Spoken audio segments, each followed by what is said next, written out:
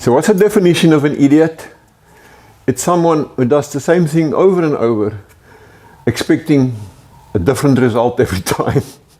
Here I am once again crawling around underneath an old rusty car and saying to myself, this time I'm not going to let this sticky goo drop in my eyes. Yeah, right. Get a two-post car lift, someone says. Yeah, the same idiot didn't think about making the roof high enough when he was building the shed. Build the rotisserie. Now there is something that I should have done a long time ago. But yes, here we are.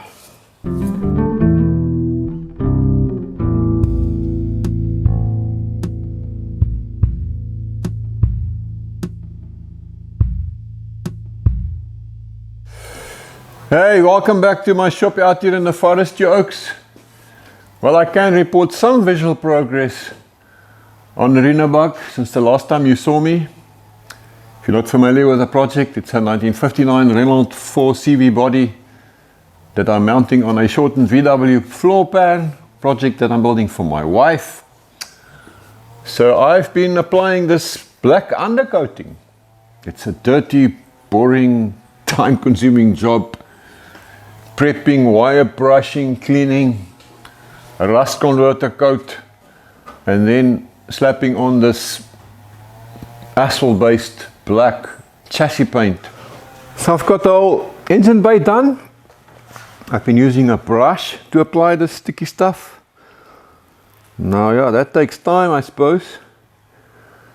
The advantage is that I can work it into all the cornices and crevices. Yeah, I did not want to mask for spraying and then worry about the overspray and all of that. And thinking about it, I don't know, if you consider all the time that it would take to mask before you can spray, then I wonder if spraying would have been quicker. I don't know. The rear inner fenders are done and looking quite smart, if I may say so. And those patch panels I welded in, they're not even visible anymore. Got the front inner fenders done as well, including all of this tin work up here, which is a little bit mashed up. But it doesn't really matter because the tin work on this little car is quite interesting. Let me stick on the fender so you can just get an idea. This will go like that. So it kind of wraps around here. It's a fender, and it includes, what would you call this? The front valence. Is that the right word for it? This section here. So once the other fender is fitted, none of this black will be visible. It's all inner structure. That other fender section bolts on along there. And it also connects to this fender section right here, effectively enclosing all of this inner structure. It's quite an unusual setup, I think. I even slapped on the chassis black here on the inside of the front trunk, or the frunk as some say. I stopped it right there because I wanted to retain the original inner color here, including the original tags here, which I think is quite cool to see. Now you will notice that it's open there. This is where the front suspension of the Beetle sits, so it connects to the Beetle front suspension through there with a bolt. I've got this open for a reason. It allows me access to that front suspension for setting up and adjusting front ride height. It's near impossible to do it from below. Now there's very limited space in here. By the time I've got a spare wheel in here, nothing much else can go in here. So it's not like the wife will really be using this space for storage. I'm intending to make a removable cover that will go over here just to cover all this up anyway. But yeah, very limited space in here. So the wife will be using that space behind the 2 front seats for the groceries and the furry kids and what have you. This area won't be used for storage. There's no space. Yeah, in the previous video I built a platform that will go in here in this rear part, right behind the 2 front seats. Look, there's dust here already. And all of this will be lined with carpet or something, and then she can put all of her stuff in here. Yeah, I always want to dream up work for myself. Somewhere in the future I might even build a cool little roof rack that goes up here. You know, old school one, nice little curved bits of pipe, wooden slats, all of that nonsense. Yeah, I'm too good at dreaming up work for myself. And then of course I had to do all the underneath parts, like in here. This is actually all new steel work, new firewall. That notch right there, that's where the Beetle floor pan tunnel comes through. And in those brackets right up there, that's where it bolts to the Beetle front suspension. And more underneath painting. Underneath here, in there. Time consuming, tedious, dull, mundane, stale, tiresome. But it's done now. And then 101 little unglamorous things here on a custom Beetle floor pan that I also shortened to match the wheelbase of the Renault body. Yeah, all those tiny little mechanical things that no one ever talks about. It's got to be done. I think that this is the kind of stuff that is the reason why so many project cars never get finished. All those little nitty-gritty details. But they're all important and they're all got to be done if you want to drive the thing. So persistence is the key. I've got my whole Beetle pedal assembly overhauled, greased up, installed again. Got clutch, brake, throttle, everything is sweet. Here on this end I had to make a little custom bracket to hold it in place on the side here. Yeah, that's due to all my funny customizations here to take the Renault body. Yeah, I guess this right-hand drive pedal assembly must look quite strange to you guys who is only familiar with a left-hand drive assembly. New clutch cable, shortened and installed, and it's doing its thing. I got new handbrake cables, shortened and installed. Shortened of course because we shortened the Beetle floor pan. Got my handbrake lever back in place, or e-brake as some of you guys will say.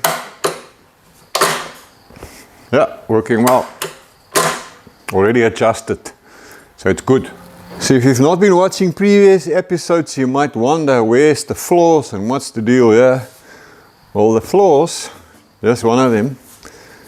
They need to be painted, but this will bolt in once that Renault body has been fitted to the Beetle floor pan, and then I will end up sitting like that.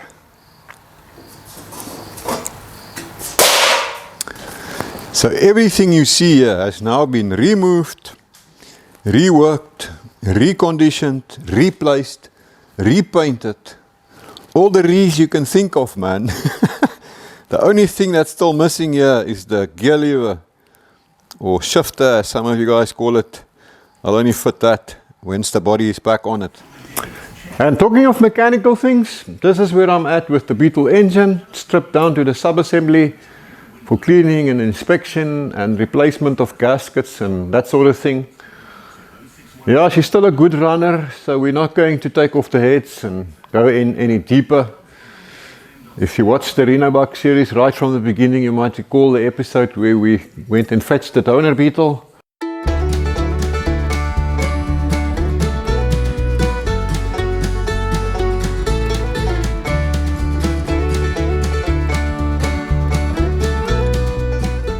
And like I said, she's still a good runner. I've actually discovered some video footage in the archives of us taking this thing apart. So let's go back in time. So me and Wayne's going to strip this little beat up engine down to the sub-assembly. Why don't you cut things, clean it up? We're not going to take the cylinder heads and the barrels off. No, we don't need to, but we want to strip it down to sub-assembly, clean it up, make sure everything's lacquer, and then just, recline things up here a little bit. Yeah. Let's do it. I've already got my trumpet exhaust. Loose. Almost loose. I'm shortly on your heels. Crappy bolts. Oh. There we go. Ah, look at that. Yours is not beat. Yeah, I don't know where to put it. Over there, I suppose. Alright. Well, there's another one. There we go. Yeah. Tjus stuff. My bliksem. Give it some. Yeah, that's a good idea. Give me that screwdriver while you're on.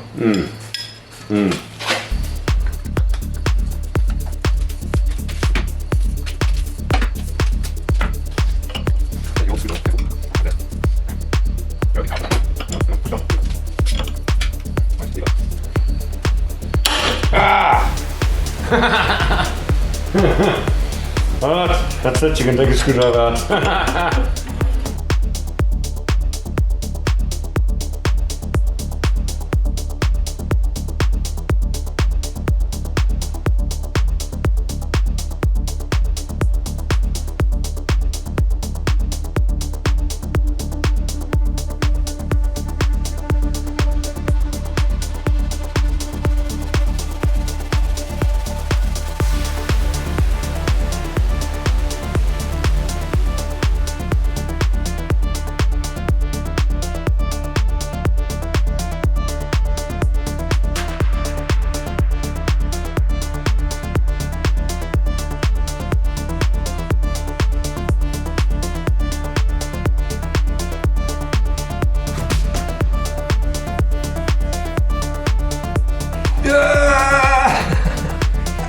There we go.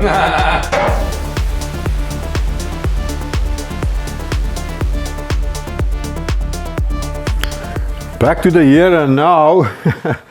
And you can see that I've already made these plugs, or whatever you would like to call them, for the heater air outlets here on the fan housing.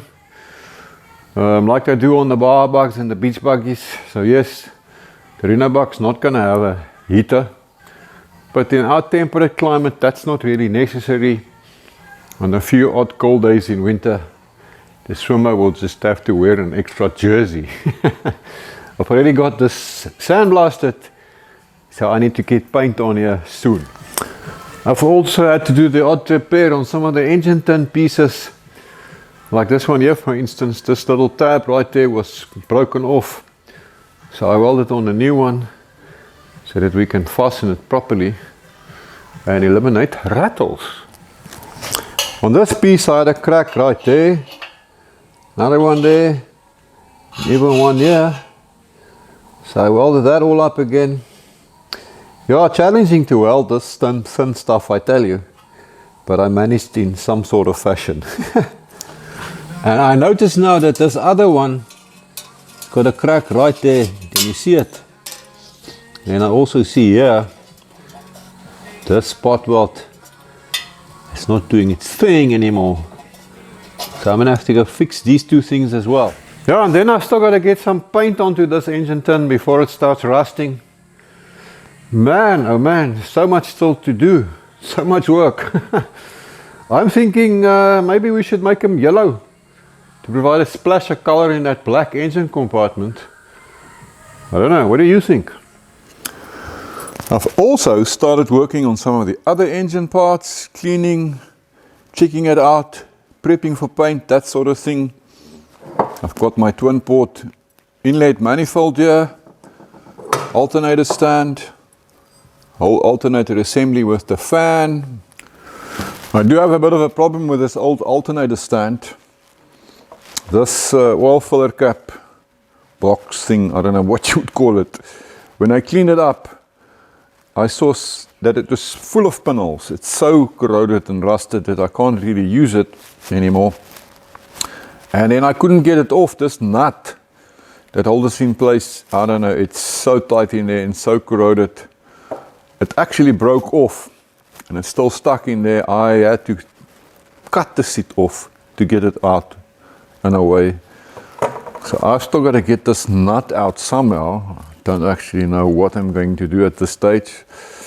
I might try looking for another alternator stand, or yeah, I don't know. Otherwise I've got to come up with a way to possibly build my own oil filler cap here.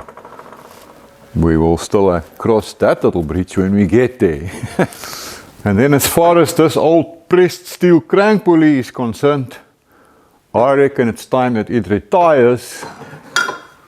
So I got a little Christmas treat. We're going to add some bling to the picture. And then I thought, you know, if we've got this down there, we can't just have the boring old steel alternate pulley up here. So I made this disc from a piece of aluminium plate, which then fits inside that original alternator pulley, just to jazz things up a little bit more. I think that's going to look quite smart. I've also been collecting new service parts. I've got a full engine gasket set, V-belt, that fuel pump spacer, plugs, points, condenser, speedo cable. So yeah, no, I could find all of that at my local auto parts store. It's actually quite amazing to think you can still find all these parts. Yeah, and in between everything else, I've also started making a wooden insert here for the dashboard, using the same wood that I used to make the steering wheel. You might remember when I built this a couple of episodes ago. So I think in the end, when the steering wheel sits here somewhere, yeah, it will complement quite nicely. Let's see how it turns out.